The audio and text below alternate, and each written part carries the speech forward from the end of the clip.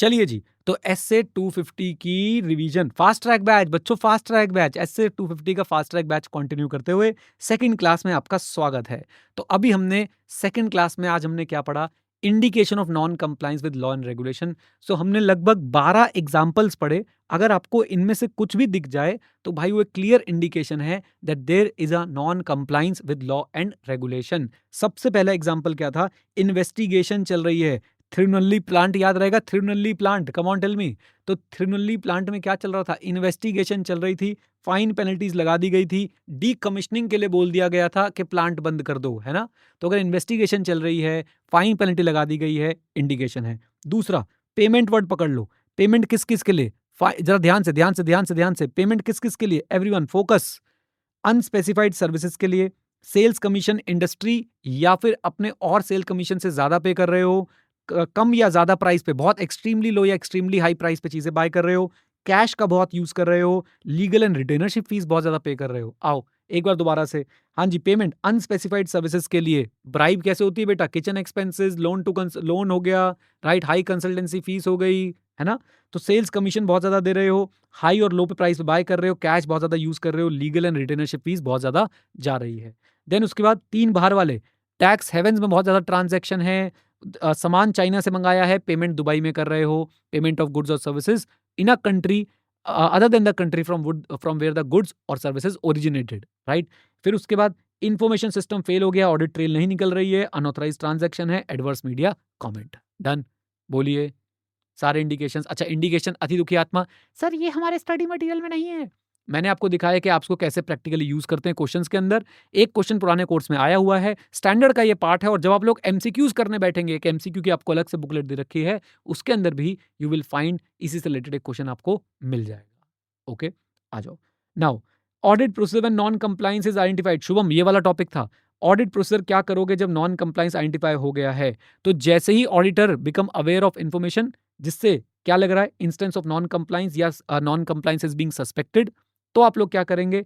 Understanding the nature, और उसके बाद दूसरा हम क्या करने वाले हैं? नेचर के साथ circumstances and further information to evaluate the possible effect on the financial statement. तो तीन बातें हम लोग जो है वो तुरंत ऑब्टेन करेंगे। नेचर क्या था, सर्कमस्टांसेस क्या थे, further information.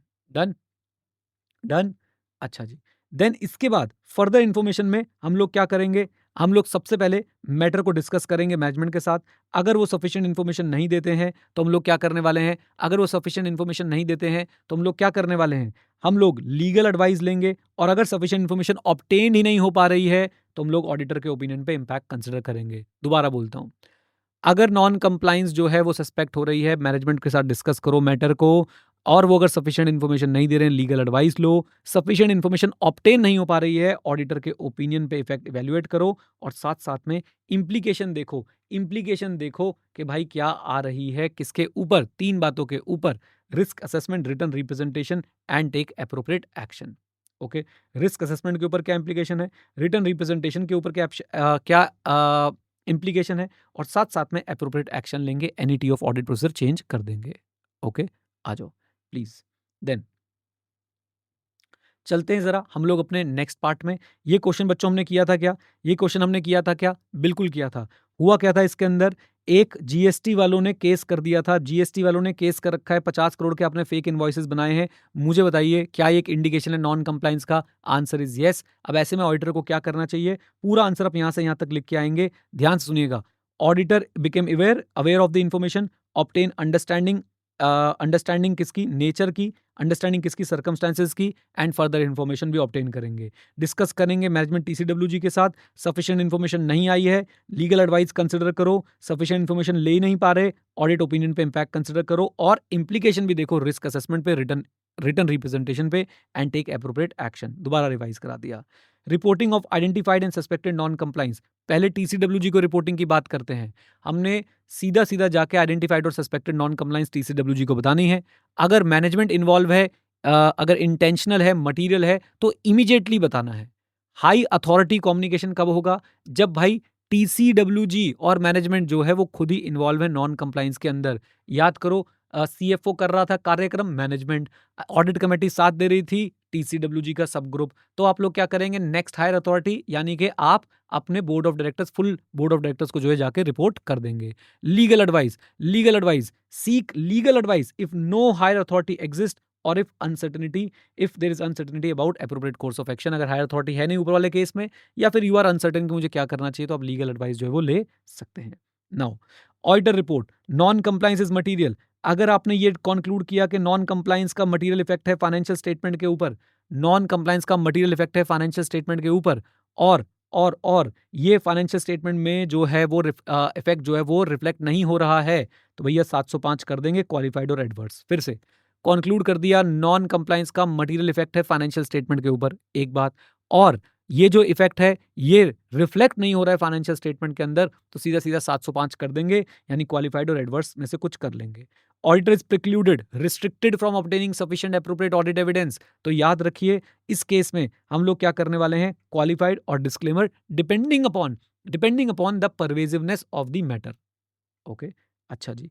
Then because of circumstances, language थोड़ी सी सॉफ्ट कर दी है, shall evaluate the effect on the auditor's opinion in accordance with 705।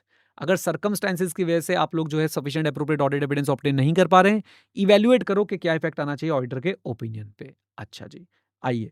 Then reporting of non compliance of the regulatory, reporting of non compliance to regulatory and enforcement authority, simply determine कि क्या responsibility है auditor की to report the identified और suspected non compliance to parties outside the entity. Documentation, MCQ था इसके ऊपर case study में, documentation किस किस की करनी है, आइडेंटिफाइड और सस्पेक्टेड दोनों तरह की नॉन कंप्लायंस की, साथ साथ में जो रिजल्ट आया discussion of management and TCWG का, और जो आपने डिस्कशन किया था लीगल काउंसिल से या फिर लीगल एडवाइस ली थी, वो भी आप लोग जो है वो डॉक्यूमेंट करेंगे। Okay, identified suspected non compliance, result of discussion with management and other parties outside. Now आप लोगों ने इसी रिवीजन वीडियो के तुरंत बाद क्या करना है, एक तो जो आपको ये केस स्टडी दी गई है आपकी केस स्टडी बुकलेट में, वो जरूर करिएगा, विश्वजीत वाली केस स्टडी, और साथ साथ में भैया ये क्वांटम मैकेनिक वाला क्वेश्चन जरूर कर लेना, बल्कि मैं रिवीजन वीडियो में भी ये करा देता हूं ताकि आपको कहीं ना जाना पड़े।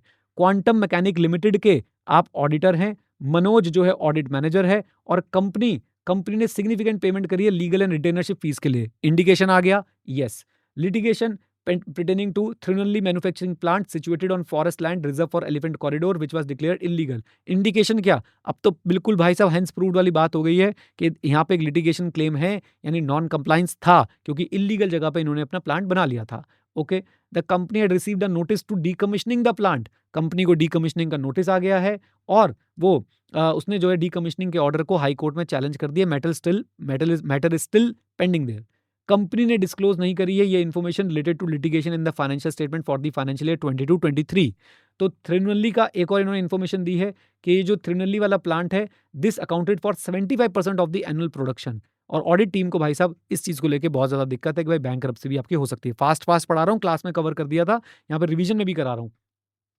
तो ऑडिट कंप्लीट होने वाला है। मनोज जी ने अपने पार्टनर से एडवाइस मांगी, शलभ से, कि भैया क्या करना चाहिए। शलभ ने बोला मैटर तो पेंडिंग है केरला हाई कोर्ट में, तो हमें कुछ नहीं करना चाहिए। लेकिन मनोज को लगता है कि भैया situation still requires action from auditors, आप बताइए क्या अप्रोप्रिएट है, कौन अप्रोप्रिएट है और क्या एक्शन होना चाहिए।